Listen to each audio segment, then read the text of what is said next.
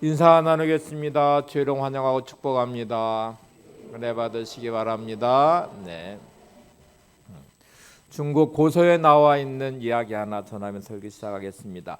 왕이 신하들에게 전국 각지에 있는 지혜의 말들을 좀 한번 모아서 책으로 만들어 가져오라는 명령이 내려졌고, 전국 방방곡곡에 이제 말들을 다 모아서 우리로 말하면 격언 이렇게 속담 이런 것들이 될 것 같아요. 모아서 책으로 만들었던 한 10권 정도가 되더랍니다. 그래서 왕에게 10권의 책을 가져왔더니 너무 많다. 한 권으로 요약해라. 그래서 학자들과 신하들이 함께 모여서 10권의 책을 지혜의 말들을 다시 축약해서 한 권으로 모아서 이제 가져왔습니다. 그때 왕이 그것도 많다. 한마디 말로 요약해서 가져오라. 이렇게 명령을 내렸대요. 정말 머리 터지는 일이죠. 그 많은 말들 중에 가장 지혜로운 말을 한마디, 한 단어, 한 문장으로 만든다는 건 참 쉽지 않을 건데, 정말 고심하고 논의한 끝에 딱 한 문장으로 만들었습니다. 그 말은 세상에는 공짜가 없다는 말이었습니다. 서양에도 특별히 미국에 비슷한 속담이 있는데, 세상에는 공짜 점심이 없다. There's no free lunch라는 단어인데, 서부의 되게 술집에서 나온 용어라고 합니다. 되게 서부 개척 시대에 금방을 찾아서 또는 광산에서 이렇게 일하는 분들의 고단함이 있는데, 그러다 보니까 일을 마치면 자연스럽게 술집에서 술을 마시는 일들이 일상화됐고, 술집에서는 많이 팔기 위해서 일정량의 술을 마시면 공짜 점심을 주었다고 그래요. 근데 실제로 말은 공짜 점심이 아닙니다. 술값에 다 포함되어 있었고, 그 점심을 먹으려고 더 많은 사람들이 술을 먹었는데 실제로는 술값이 훨씬 더 많이 들어가게 되겠죠. 세상에는 공짜가 없다는 말은 삶의 아주 중요한 시기이기도 합니다. 보통 우리의 관계를 이해관계라고 말하는데, 특별히 가족이나 우정 이런 친구 관계가 아닌 이상은 대개 이해관계로 관계가 다 연결돼 있죠. 이해관계라는 말은 이렇게 서로의 계산을 한다는 말이에요. 관계가 맺어질 때 이익이 되면 관계가 지속되고, 손해가 되면 관계에 갈등이 생기기 시작하고요. 어느 순간에는 분노나 화가 치밀어 오르고 폭발하게 되고 관계는 상처를 입게 되며 갈라서는 경우가 참 많습니다. 공짜가 없다는 말은 내가 뭔가를 해줬을 때 상대방도 나한테 그만큼을 해줘야 관계가 지속된다는 말이고, 이게 지속되지 않으면 어느 순간 한쪽에 손해본다고 생각하는 순간에 갈등과 또 이렇게 분열이 생기게 마련이죠.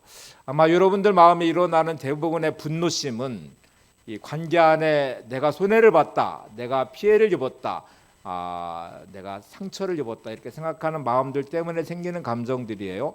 그리고 다 나름대로 계산을 합니다. 스티븐 코비의 말대로 말하면 감정 계좌의 계산을 개설하고, 나름대로 저 사람이 나한테 뭔가를 해줬을 때 도움이 되면 감정 계좌에 플러스가 되고, 또 뭔가 손해가 되면 감정 계좌에 마이너스가 되고, 이렇게 하다가 어느 순간에 관계는 갈등으로 증폭되면서 이제 분열하고 갈등하고 대립하게 되겠죠.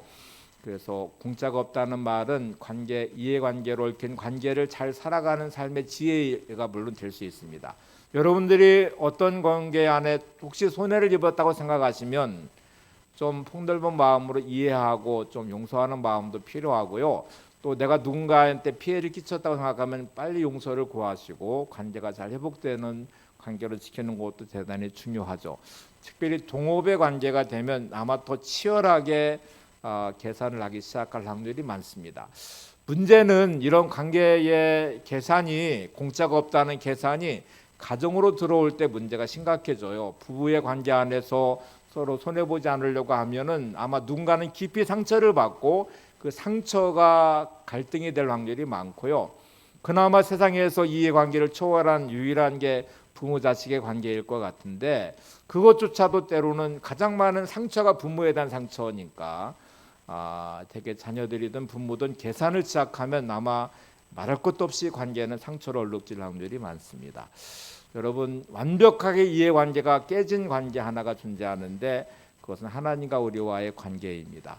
대개 그런데 우리는 하나님과 우리와의 관계도 계산을 하기 시작하는 경우들이 많아요. 근데 여러분, 내게 생명도 하나님이 주신 생명이잖아요. 여기 어떤 대가를 지불하지 않으셨죠? 살아가며 누리는 이 자연 만물에 호흡하는 공기도 돈 주고 사지 않으시잖아요. 이제 요즘은 물을 돈 주고 사 먹어서 나는 물값을 내는데요. 여러분이 물값을 내는 게 아니라 물을 정화하고 이렇게 여러분한테 오는 과정에 그 들어가는 비용을 지불하는 것입니다. 물값을 지불하는 게 아니거든요.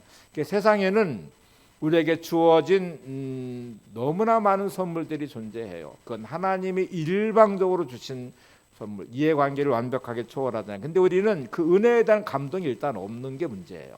너무 당연하게 여기고요. 그래서 살아가면서 이렇게 주어진 은혜에 대한 감동과 감격보다는 불편한 마음, 불평의 마음, 원망하는 마음, 아니 익숙해진 현실 앞에 은혜가 없는 무덤덤한 마음들이 우리의 현실이죠. 그래서 오늘 첫 번째로 회복해야 될 게 은혜의 마음을 회복하는 것입니다. 하나님에게 주신 모든 것이 은혜입니다. 하나부터 열까지 어떤 것도 하나님 주신 것 아닌 것이 없기 때문에 그 주신 것에 대한 감사한 마음이 있어야 되는데, 일단 여러분들이 이 마음이 사라졌다는 말은 현재의 삶의 공고함 때문일 거예요. 그러니까 힘든 어려운 현실과 문제들과 상황들이 마음을 힘들게 만들고 불편하게 만들고, 그래서 그런 마음들이 은혜에 대해서 무뎌지게 만들고 어느 순간에 불평하는 마음도 생기고 원망하는 마음도 생겨요. 그 많은 것을 받으면서 하나님의 은혜에 대해 무뎌진 나의 마음이 여전히 하나님에 대한 원망하는 마음, 왜 내 인생이 이래요? 왜 나의 삶은 이렇게 고단하고 힘들어요? 하나님 어떻게 나한테 이러실 수 있어요? 이런 마음들이 들게 되죠. 우리가 배운 망덕이라는 말을 쓸 때에 부모님의 은혜에 대해서 감사할 줄 모르는 자녀가 그럴듯이 우리가 하나님의 은혜에 대한 마음이 사라지면 이제 배운 망덕한 인생이 돼버리는 거죠. 여러분이 받은 은혜, 생명과 하나님의 구원과 영원한 하나님 나라를 유업으로 이어받을 자, 하나님 나라를 상속받은 여러분들인데, 이거를 세상의 돈 많은 재벌과 바꿔낼 수 있을까요? 이 땅에서 유한한 것들이, 지금 여러분이 힘들어하시는 것들, 불편한 것들, 또 원하는 것들, 그것이 돈이든 권력이든 명예이든 뭐 어떤 것이든 간에 그것과 그 하나님 주신 것과 바꿀 수 있는 것들이 있을까요? 여러분의 생명과 바꿀 수 있으신가요? 하나님 나라와 이런 세상의 것들과 바꿀 수 있나요? 근데 우리는 너무 쉽게 살면서 엿바꿔 먹듯이 바꿔요. 나의 구원의 이 선물조차도 세상 살아가는 삶의 여러 가지 작은 것들과 함께 바꿔. 예배의 가치가 없는 사람들은 예배 시간을 헌신짝 버려도 쉽게 버릴 거고요.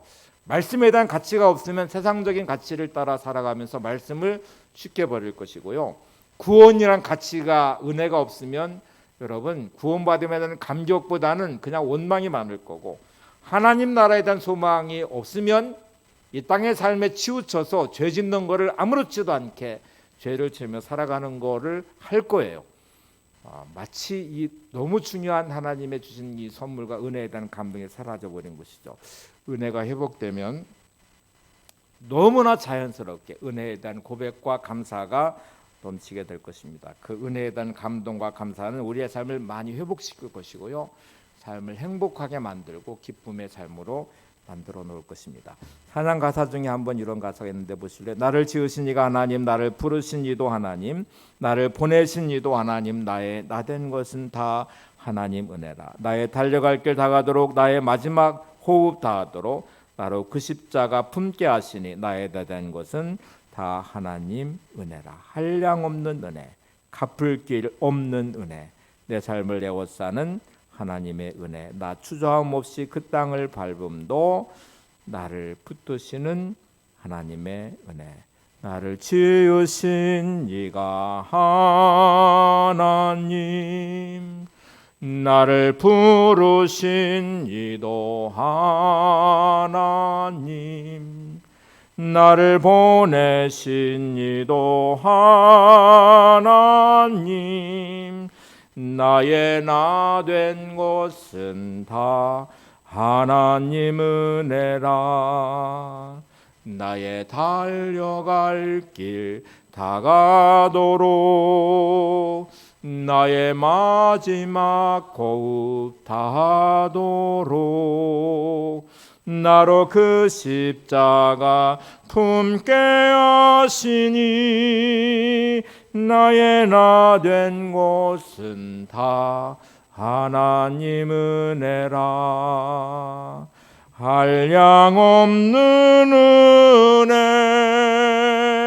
갚을 길 없는 은혜, 내 삶을 애워 사는 하나님의 은혜, 나 주저함 없이 그 땅을 밟음도 나를 붙드시는 하나님의 은혜.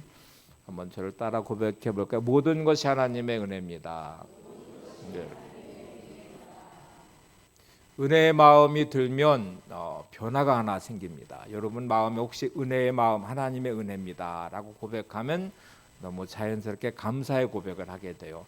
하나님의 은혜입니다 라고 고백하면 하나님 너무 감사해요.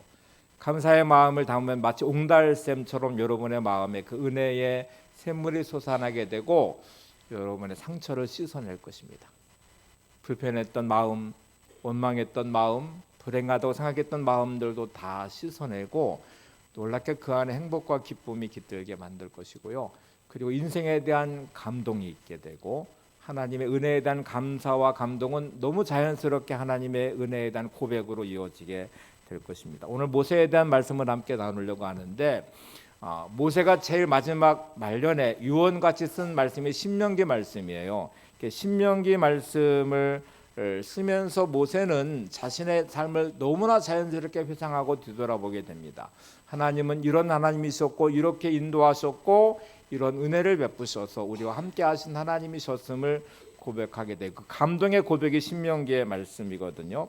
그래서 여러분 이제 신명기를 이렇게 읽을 때마다 하나님의 은혜가 이렇게 이스라엘 백성을 감쌌고 인도했고 또 인도하셨구나 이렇게 생각하게 되는데 그래서 모세는 기억하라는 단어를 가장 많이 신명기에 기록하고 있어요. 하나님 이런 하나님을 너희들은 기억해야 된다.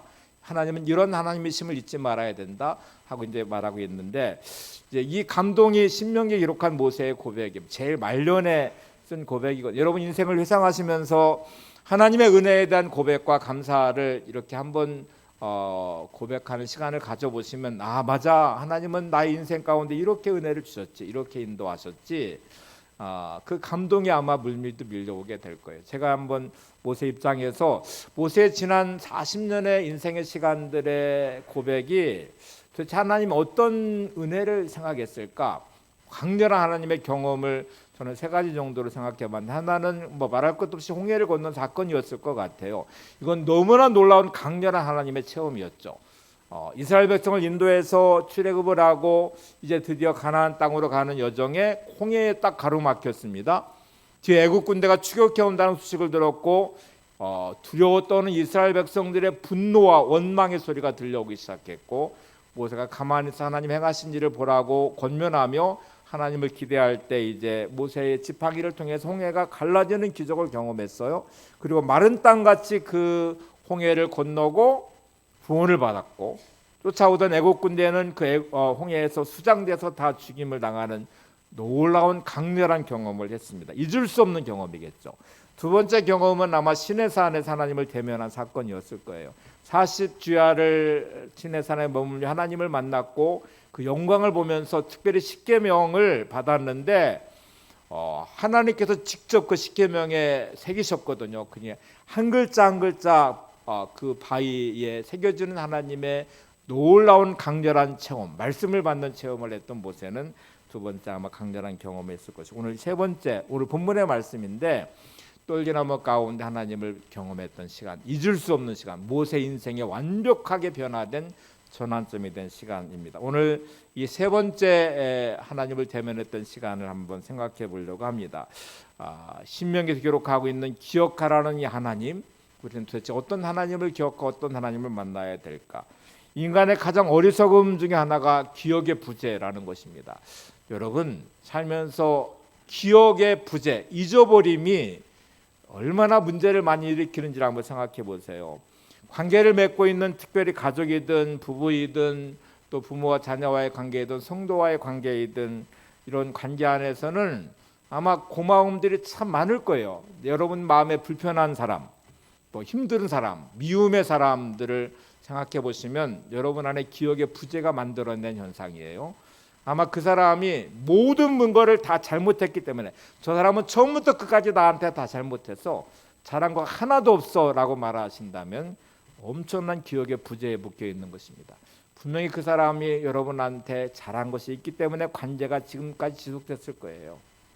원수라고 생각하는 그 사람도 어떤 때는 잘한 게 있을 거예요. 근데 문제는 잘한 거는 기억의 부재가 돼버렸어요. 그러니까 기억하지 않고요, 잘못한 거는 차곡차곡 쌓이기 시작해서 하나도 잊어버리지 않고 가슴과 또 생각과 마음에 새겨져 버렸어요. 그러니까 늘 저 사람은 나한테 잘못한 것만 있어요.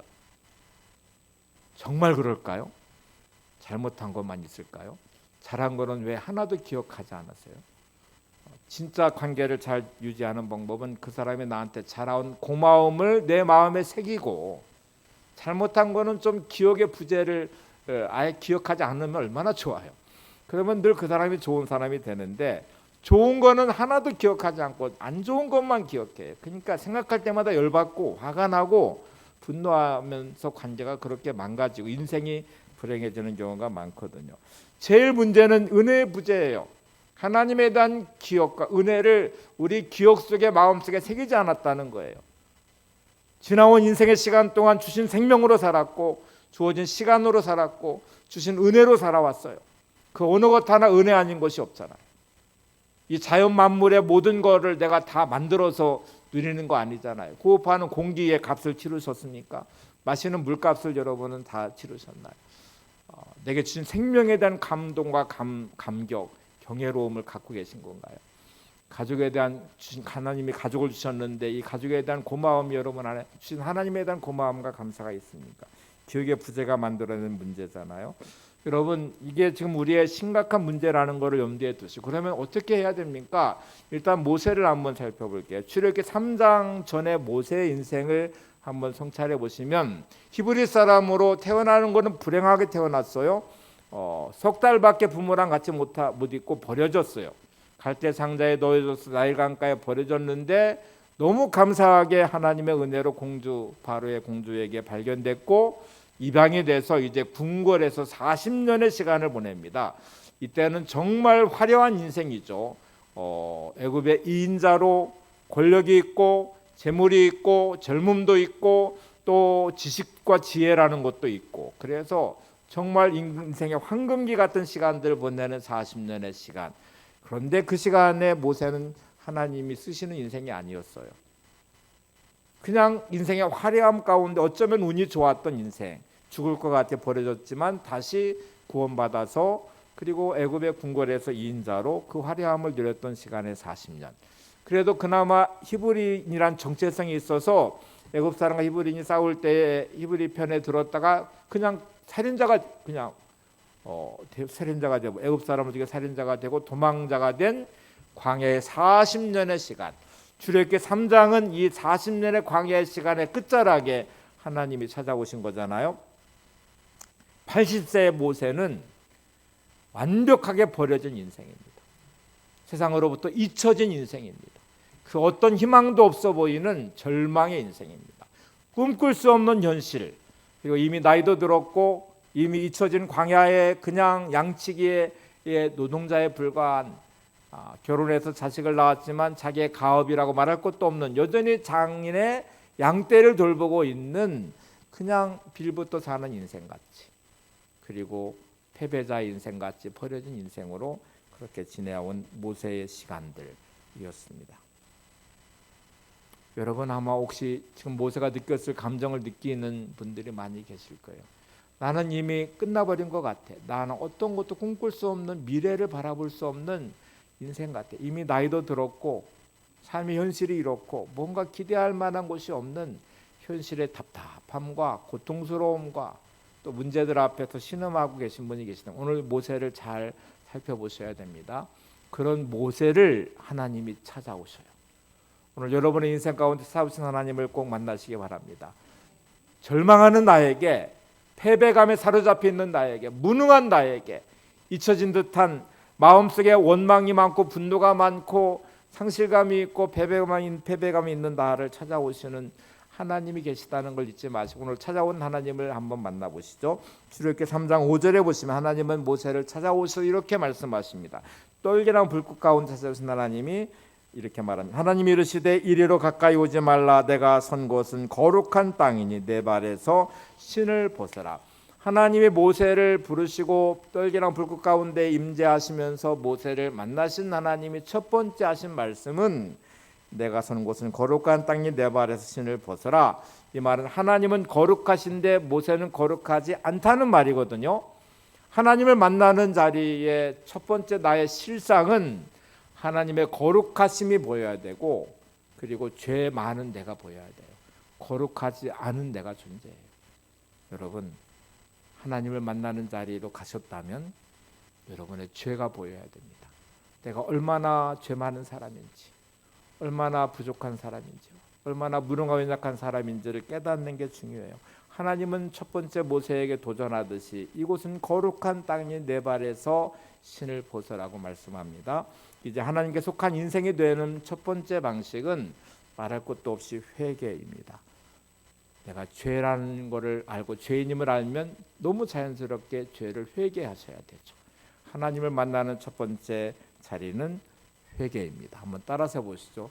하나님을 만나는 첫 번째 자리는 회개입니다.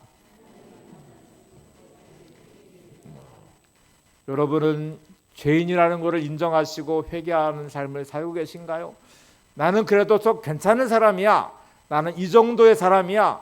자존심을 내세우고 내 자신의 어떤 것들을 자꾸 주장하려고 하는 것, 이게 가장 무서운 교만함이고 하나님이 절대로 함께할 수 없는 사람일 뿐만 아니라 하나님과 동행할 수 없는 사람이기도 해요. 근데 우리는 삶 속에서 회개하며 주의 앞에 나가는 이 거룩한 보좌 앞에 나가는 회개가 없는 인생을 살아요. 하루하루 살면서 죄에 무덤덤한 나, 죄에 둔감해진 나, 마치 그래서 억울함만 남아있고 분노만 남아있고 원망만 남아있지만 내가 죄인이라는 것을 인식하지 않는 회개가 없는 삶을 사는 그리스도인들이 너무 많아요. 이게 우리의 가장 큰 문제입니다. 어느 분이 병에 걸려 수술을 하게 됐는데 너무 심각한 수술이었어요. 목사님이 찾아와서 수술 앞에 두고 기도를 해주기 위해 찾아왔는데 이렇게 말했습니다. 목사님, 제가 과거에 죄를 너무 많이 졌어요. 이 지은 죄에 대한 하나님의 형벌, 하나님의 심판이 이 병이었으면 좋겠어요. 그래서 제가 수술하고 치료받고 나올 때 제 죄도 용서받았으면 좋겠어요. 하나님 죄에 대한 하나님의 대가, 형벌이고 대가였으면 좋겠어요. 이렇게 그러면 제 마음이 좀 편할 것 같습니다. 말했습니다. 이 말을 어떻게 들으십니까? 택도 없는 소리입니다. 죄의 삭은 사망이에요. 여러분이 고난당하는 게 무슨 죄에 대한 형벌이고 이거면 됐어. 내 죄값을 지불해서 나는 이 정도면 괜찮아. 하나님 앞에 다 지불한 것 같아. 이거 너무 위험한 교만함이에요. 여러분, 우리는 죄인입니다. 죄의 삭은 하나님의 심판이고 멸망이고 사망입니다. 그런 우리는 죄 용서받을 길이 없기 때문에 하나님이 독생자를 보내셔서 십자가를 지고 죽게 하심으로 죄값을 지불하신 게 주님의 십자가의 사랑이잖아요. 그러니까 그 은혜로 구원받은 것이 용서받은 것이지 여러분의 행위로 노력으로 절대로 용서받을 수 없을 뿐만 아니라 마치 고난당함을 억울하게 생각하거나 마치 죄의 값을 지불하는 것으로 착각하시면 엄청난 큰 오해입니다. 여러분, 우리는 회개만이 회복의 열쇠예요. 내가 죄인임을 인정하고 주의 십자가로 내 죄를 대속해 주심을 내가 믿으며 회개하는 것이 하나님과의 끊어진 관계를 연결하는 유일한 열쇠이고 유일한 길이기도 합니다. 회개 없는 인생은 하나님과의 관계가 절대로 연결될 수 없을 뿐만 아니라 하나님의 도움을 받는 인생, 하나님의 인도를 받는 인생의 길에 설 수 없습니다. 그래서 날마다 내 죄를 회개하고 주님의 거룩함 앞에 나가기 위해서 회개함으로, 정결함으로, 거룩함으로 주 앞에 서야 되는 것이 우리의 모습이기도 해요. 회개 없는 구원도 없고요. 회개 없이 하나님과 동행할 수 있는 방법도 없고 길도 없어요. 근데 우리는 회개 없이 살아요. 마치 당연한 듯 매일매일 기억의 부재 가운데 은혜를 망각할 뿐만 아니라 내가 죄인이라는 사실도 인식하지 못한 채 마치 떳떳하고 당당하게 살아가는 삶이 될 때가 얼마나 많은지 몰라요. 회개는 우리가 살아날 수 있도록 만드는 죄의 독을 해결하는 해독제이기도 합니다. 자, 모세는 거룩한 하나님의 이 땅에 서기 위해서 신에서 신을 벗어 발에서 신을 벗어야 되는 회개로 주 앞에 서야 됩니다.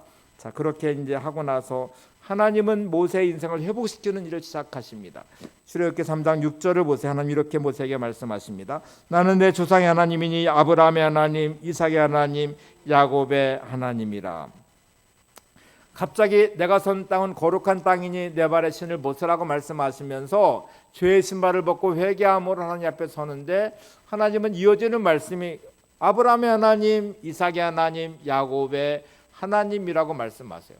이게 나와 무슨 상관이 있어요? 라고 말할 수 있는데, 이 말은 이렇게 말하는 거예요. 야, 나는 아브라함의 하나님으로 아브라함의 인생을 인도해 왔고, 이삭의 하나님으로 이삭의 인생을 인도해 왔고, 야곱의 하나님으로 야곱의 인생을 인도했던 것처럼 나는 지금 너의 하나님으로 너의 인생을 인도할 거야.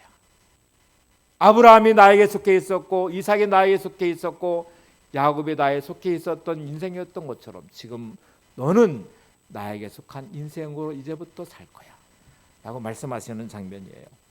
여러분, 하나님이 드디어 모세의 인생을 만져주기 시작하십니다. 모세의 인생을 쓰시기 시작하는 거잖아요. 모세의 인생을 인도하기 시작하는 거. 이게 너무 중요한 부분이에요. 지금 여러분, 하나님은 나의 하나님이 되셔야 나의 인생을 인도하기 시작할 거예요. 나의 삶을 만져주기 시작할 거예요. 신을 벗지 않은 모세가 있을 수 없듯이 회개하지 않는 여러분을 하나님은 절대로 만져주고 인도하실 수가 없어요. 자녀가 부모님의 집에 있을 때는 부모님의 것을 함께 누리죠.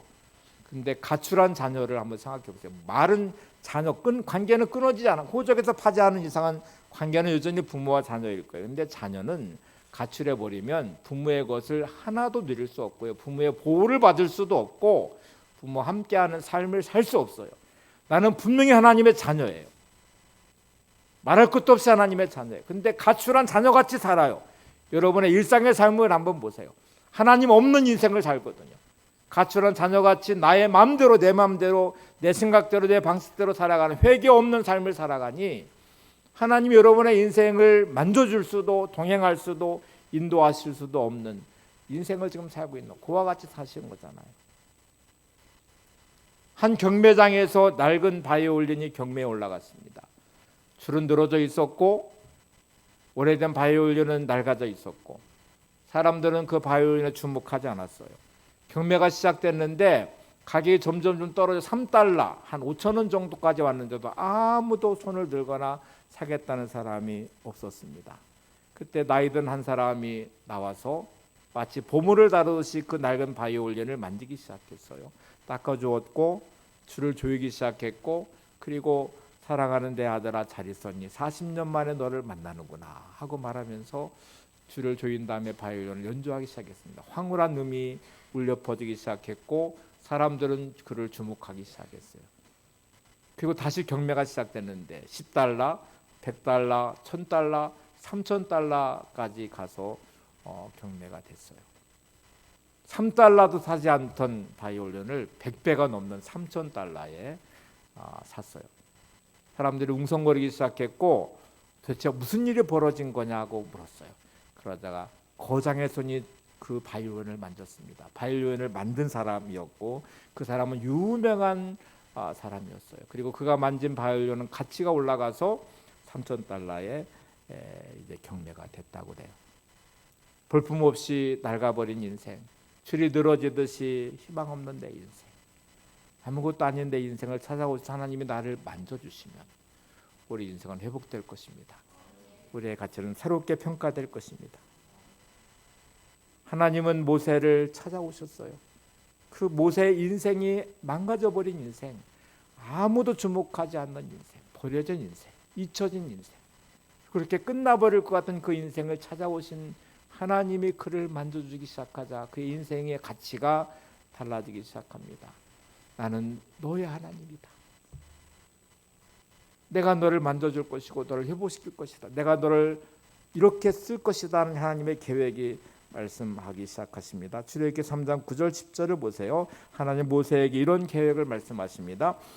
이제 가라, 이스라엘 자손의 부르짖음이 내게 달하고 애굽 사람이 그들을 괴롭히는 학대도 내가 보았으니 이제 내가 너를 바로에게 보내어 너에게 내 백성 이스라엘 자손을 애굽에서 인도하여 내게 하리라. 갑자기 모세의 인생의 가치가 달라졌습니다. 그냥 버려진 인생, 도망자의 인생, 잊힌 인생인 줄 알았던 모세가 하나님은 이렇게 말합니다. 아니, 너희 인생은 이런 인생이야. 내가 너를 보내서 바로와 맞서게 할 것이고 바로에게 승리하게 만들 것이고 내 백성 이스라엘을 구원한 구원자로 너를 쓸 거야. 이 말씀을 하시는 거잖아요. 너는 이제 더 이상 도망자가 아니야. 너는 더 이상 가치 없는 인생이 아니라 내가 너를 쓸 거야. 내가 너를 바로에게 맞서서 바로에게 이기게 만들 것이고 이스라엘 백성을 인도해낸 구원자로 내가 너를 사용할 거야. 이렇게 말씀하세요. 하나님께 속해 있는 인생, 하나님 만져주신 인생, 하나님 앞에 서 있는 인생의 가치가 변화되기 시작한 순간이에요. 여러분 하나님을 만나셨다면 여러분 하나님 안에서 가치가 회복될 것입니다. 내가 어떤 사람인지를 알게 될 거예요. 나는 능력 없고 무능하지만 하나님 함께 하시는 능력을 회복하게 될 것이고 또 하나님 인도하심의 자리에 어떤 인생으로 펼쳐질 것인지 내일에 대한 기대가 될 것이고 회복된 은혜를 누리게 될 것입니다. 근데 모세는 아직도 이걸 받아들일 수가 없어요. 내 인생이 그렇게 가치 있거나 의미 있는 인생으로 여겨지지 않아요. 왜냐하면 살아왔던 인생의 시간들이 있기 때문에 그래요. 11절로 한번 가보실래요? 이렇게 모세는 답을 합니다. 출애굽기 3장 11절 모세가 하나님께 아뢰되 내가 누구에게 바로에게 가며 이스라엘 자손을 애굽에서 인도하여 내리까. 내가 누구이기에 라고 말하는 모세. 나는 하나님 이렇게 초라해요. 나이가 80이에요. 저 도망자예요. 저 그냥 양치기에 불과한 사람이에요. 제가 도대체 누군데 바로한테 갑니까? 바로는 한 나라의 황제일 뿐만 아니라 권력이 있고 군대가 있고 힘이 있는데 나 같은 사람이 어떻게 바로한테 가서 맞설 수 있겠어요? 내가 어떻게 이스라엘 백성을 인도해낼 수 있겠어요? 라고 말하듯이 패배감에 사로잡혀 있는 모세, 지금 우리들의 모습일 수 있죠. 이 함정에 많이 빠져 있습니다. 도대체 내가 누구이게 라고 말하는 모세의 말처럼 우리는 현실 앞에 묶여버린 내 자신을 봐요. 내가 얼마나 초라한 존재인지 계속 확인하고 있어요. 문제 앞에, 환경 앞에 무능한 나, 비교되는 나, 돈 많은 사람들 앞에, 또 뭐 권력과 힘 있는 사람들 앞에, 뭐 세상의 여러 가지 모습으로 비교된 나는 너무 초라하고 너무 비참하고 너무 불행하고 그래서 이 함정에 빠져 있어서 나는 여전히 무너져 버린 내 모습을 봐요. 마귀가 하는 일이 뭔지 아세요? 하나님으로부터 떼어놓는 것을 해요. 여러분의 정체성을 잊어버리게 만들어서요. 내가 진짜 비참하고 초라하다고 느끼게 만드는 거예요. 여러분 마음에 하나님 두기를 싫어하는 마음을 두게 만들어요. 예배보다는 세상의 일상의 삶이 더 소중하다고 여기게 만들고요. 말씀보다는 세상의 가치가 훨씬 더 중요하다고 만들고요. 기도하는 시간보다는 세상 사람들 만나서 뭐 대화하고 뭐 도움받는 게 훨씬 더 중요하다고 생각하니까 여러분 동분서주하는 여러분들은 이미 하나님 마음에 두기를 싫어하는 마음이 되어버렸고 예배를 부담스럽게 여기는 마음이 됐고 기도를 하지 않는 인생이 되게 만들었고 세상에는 그렇게 열심을 내고 노력하면서 하나님에 대한 마음을 없이 하게 만들었어요. 이 마귀가 하는 일이거든요.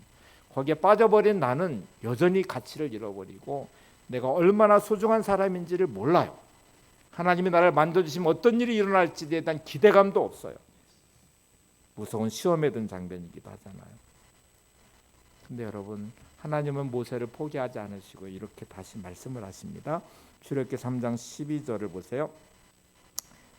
하나님이 이르시되 내가 반드시 너와 함께 있으리라. 내가 그 백성을 애굽에서 인도하여 낸 후에 너희가 이 산에서 하나님을 섬기리니 이것이 내가 너를 보낸 증거니라. 지금 하나님은 이렇게 말씀하시죠. 내가 반드시 너와 함께 있으리라. 오늘 이 믿음이 회복되시기를 바랍니다. 한번 따라서 보세요. 하나님은 반드시 나와 함께 하십니다.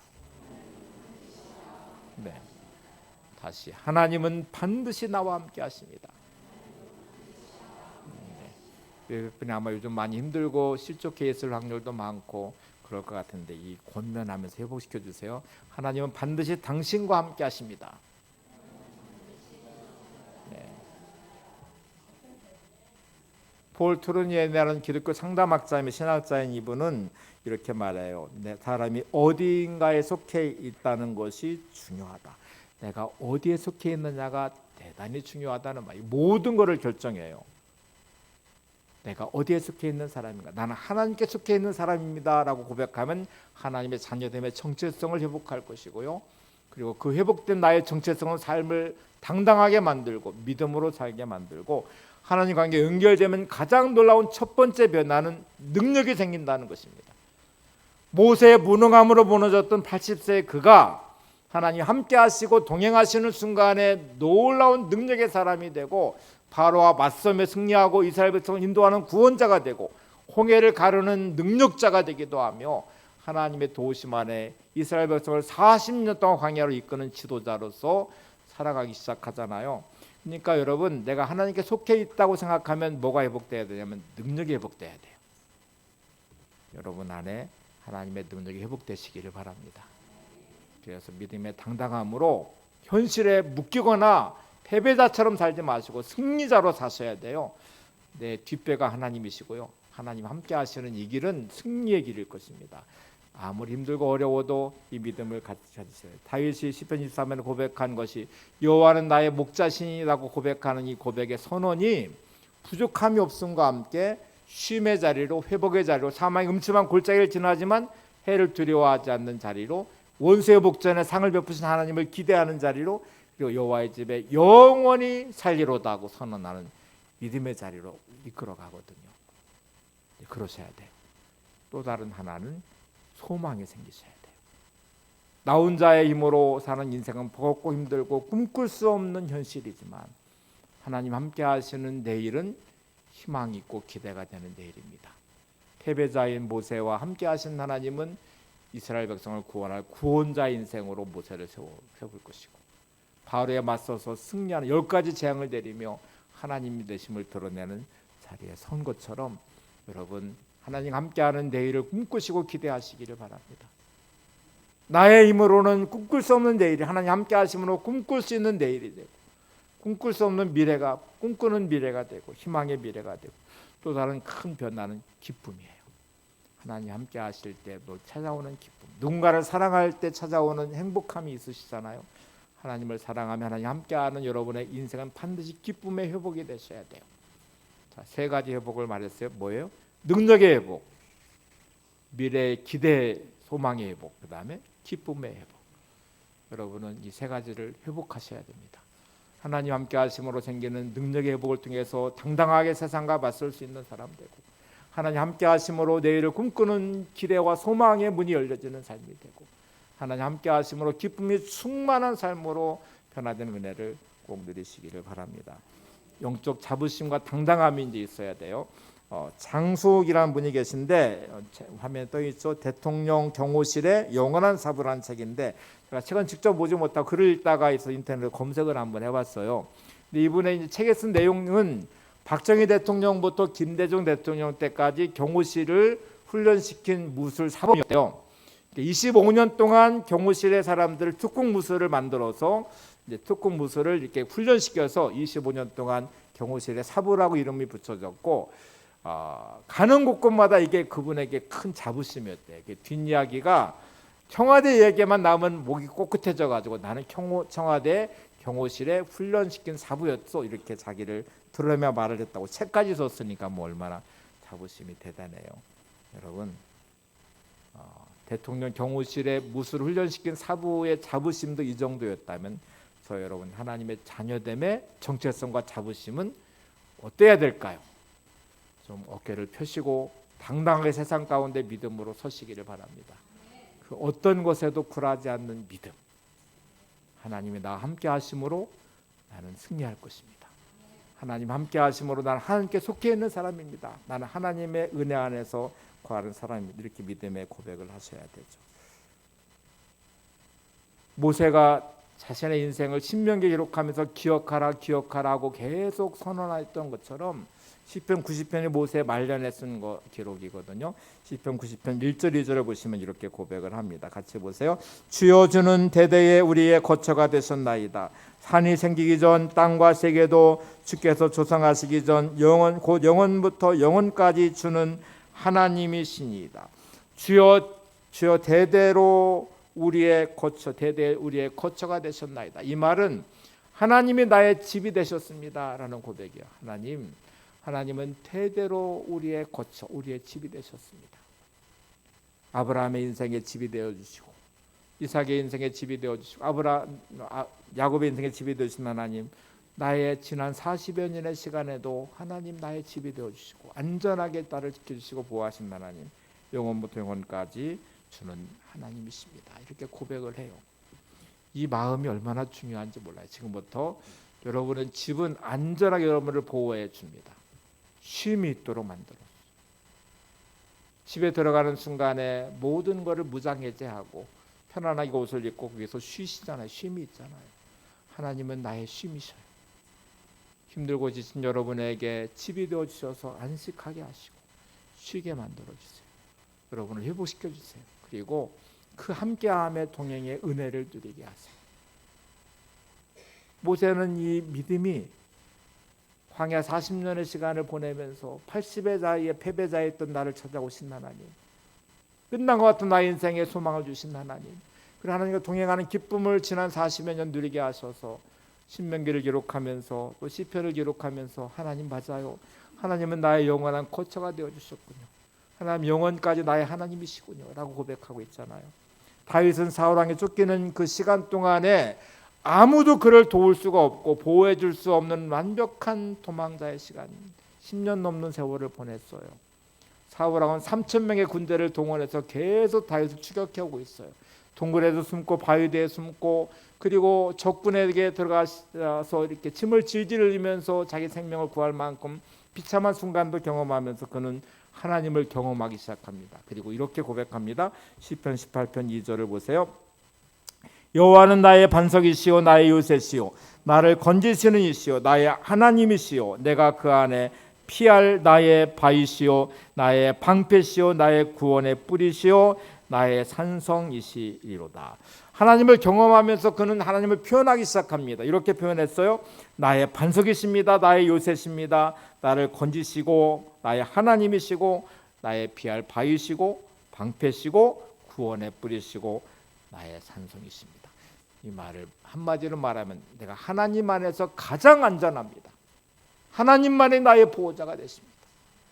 하나님 안에 있을 때 제가 가장 안전하고 저는 하나님의 보호를 받으며 사는 인생입니다. 여러분 이 믿음의 고백 여러분 안에 있으시기를 바랍니다. 하나님이 계시기에 저는 안전합니다. 하나님이 계시기에 저는 두렵지 않습니다. 하나님이 계시기에 저는 염려하지 않습니다. 하나님이 계시기 때문에 저는 오늘도 믿음으로 삽니다. 하나님 함께하는 내일을 저는 기대하고 소망합니다. 그리고 제 안에 기쁨이 충만합니다. 요셉이 노예로 팔려가고 감옥에 갇히고 이 억울한 시간들을 보내잖아요. 근데 성경은 하나님 함께 하심으로 형통했다고 성경 구절을 계속 따라 요셉의 인생을 해석해내고 있어요. 요셉은 그 시간을 보내면서 하나님 함께 하심의 동행의 은혜를 누렸을 것입니다. 하나님이 계시기에 아무도 기억하지 않는 그 인생의 시간들을 하나님과 함께하는 시간으로 보내고 믿음을 지켜냈을 거예요. 여러분 잊혀진 것 같은 인생 억울한 시간들도 하나님 함께 하심을 잊지 마시고 믿음 안에 형통한 삶이 되시기를 바랍니다. 다니엘의 세 친구는 풀무불에 던져지면서도 고백하잖아요. 왕이 우리를 붙잡아서 풀무불에 던질 것이지만 하나님 우리를 지키실 것이 그리 아니하실지라도 라고 말하는 이 다니엘의 세 친구의 믿음의 고백은 하나님이 함께 하심의 믿음의 고백이에요. 오늘도 여러분 풀무불 같은 세상의 험난함이 여러분 안에 있겠지만 하나님이 함께 하심으로 안전할 것이라는 믿음으로 오늘도 승리하시기를 바랍니다. 하나님은 초청하세요. 나와 함께 하자. 너는 내게 속한 인생이다. 나는 너의 집이 되기를 원한다. 나는 너와 영원토록 함께 할 것이다. 이 말씀 앞에 우리가 회개함으로 주 앞에 서고 주님 함께 동행하는 기쁨이 충만한 삶이 되신다면 여러분 오늘 그래서 우리는 내일을 기대할 것이고 가장 안전할 것이고 그리고 꿈꾸게 될 것이고요. 그 안에 기쁨 충만한 삶이 될 것입니다. 하나님의 수성의 말씀을 한번 들어보실래요? 찬양 가사 보세요. 나의 안에 거하라. 나는 내 하나님이니 모든 환난 가운데 너를 지키는 자라. 두려워하지 말라. 내가 널 도와주리니 놀라지 말라. 내 손 잡아 주리라. 내가 너를 지명하여 불렀나니 너는 내 것이라. 내 것이라. 너의 하나님이라. 내가 너를 보배롭고 존귀하게 여기노라. 너를 사랑하는 내 여호와라. 오늘 하나님의 수청 앞에 응답하시는 여러분들 되시기 바랍니다.